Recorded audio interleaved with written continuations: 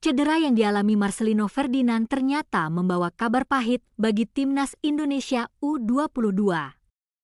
Kabar itu baru benar-benar terasa ketika rombongan Garuda Muda mendarat di Thailand untuk persiapan SEA Games 2025 tanpa kehadiran pemain yang seharusnya jadi motor serangan tersebut. Padahal, beberapa hari sebelumnya, nama Marcelino sudah tercatat dalam jadwal kedatangan pemain.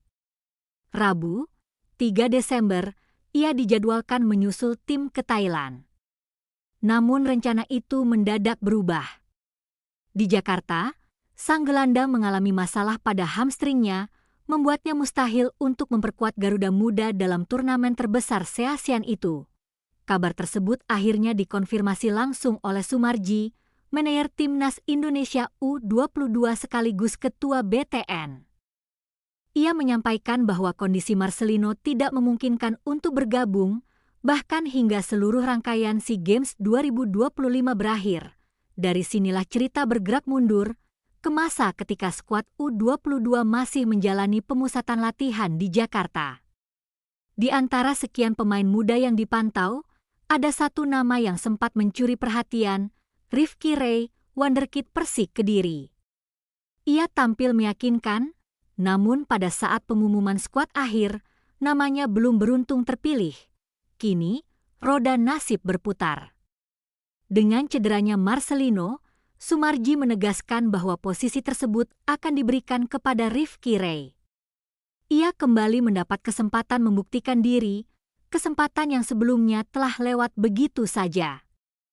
Sementara itu, satu kabar baik datang dari pemain lain yang juga ditunggu-tunggu, Ivar Jenner. Setelah beberapa hari menjalani agenda klubnya, gelandang Jong Utrecht itu akhirnya bergabung dengan para pemain di Thailand. Sumarji memastikan bahwa Ivar sudah berada di kamp latihan dan siap memperkuat tim. Di tengah kehilangan satu bintang, Garuda Muda tetap mendapat energi baru dari pemain yang lain. Namun jelas, cedera Marcelino menjadi pukulan berat yang mengubah peta kekuatan timnas Indonesia U22 menjelang SEA Games 2025.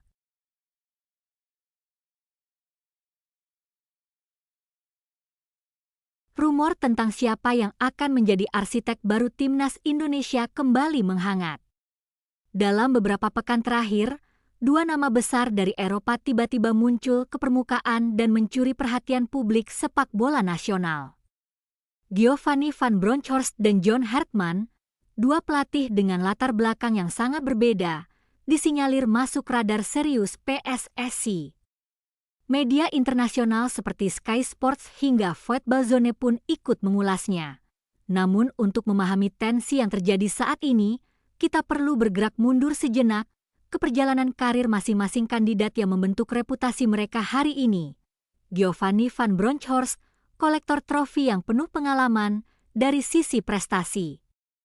Gio memiliki modal yang sulit ditandingi. Ia adalah pelatih yang akrab dengan trofi. 7 gelar telah ia kumpulkan bersama 4 klub berbeda sepanjang karirnya. Pencapaian paling berkesan datang ketika ia menangani Feyenoord Rotterdam, memberikan gelar Eredivisie dan Piala KNVB.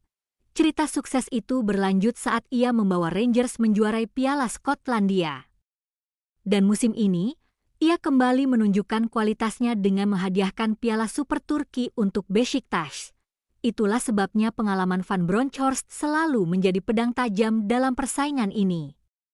Dengan latar sepak bola Belanda yang modern, ia dikenal menyukai permainan agresif dengan formasi 4-3-3 atau 4-2-3-1. Serangan cepat dari sayap dan pressing tinggi adalah ciri khasnya, pendekatan yang tak jauh berbeda dengan fondasi era Shin Tae-yong. Namun, jika kita melompat ke sisi lain perjalanannya, ada catatan yang tidak bisa diabaikan. Beberapa masa tugasnya di level klub berakhir tidak manis. Ketika memasuki tengah musim, inkonsistensi performa sering muncul dan menggerus posisinya. Dalam berbagai analisis, disebutkan bahwa sebagian masa jabatannya berakhir dengan pemecatan setelah tren negatif berkepanjangan. John Hartman, ahli tim nasional dan arsitek kebangkitan Kanada, jika Gio kuat di dunia klub, maka Hartman justru berjaya di level tim nasional. Untuk melihat kualitasnya, kita perlu kembali ke titik awal ketika ia memegang timnas putri Selandia Baru. Dari sanalah reputasinya perlahan naik, sebelum akhirnya meledak ketika ia memimpin timnas Kanada. Di bawah Hartman, Kanada melewati pencapaian paling bersejarah, lolos ke Piala Dunia 2022 setelah menunggu 36 tahun lamanya. Dalam 5 tahun, ia mengumpulkan 36 kemenangan dan menciptakan struktur permainan yang stabil. Secara taktik, Hartman dikenal fleksibel. Formasi dasar 3-4-3 miliknya bisa berubah menjadi 4-4-2 ketika bertahan. Analis sepak bola Kevin Pullein pernah memuji sistem transisinya yang dinilai efisien dan sulit diprediksi. Permainan Kanada di eranya dibangun dari 2 pilar, pertahanan rapat dan serangan balik mematikan dari sayap. Pendekatan yang simpel namun sangat efektif. Namun cerita Hartman berubah ketika ia mencoba peruntungan di level klub. Saat menangani Toronto FC, performanya jauh dari ideal. Dalam 46 pertandingan, ia menelan 25 kekalahan, angka yang membuat publik ragu akan kapasitasnya menjaga stabilitas tim dalam satu musim penuh.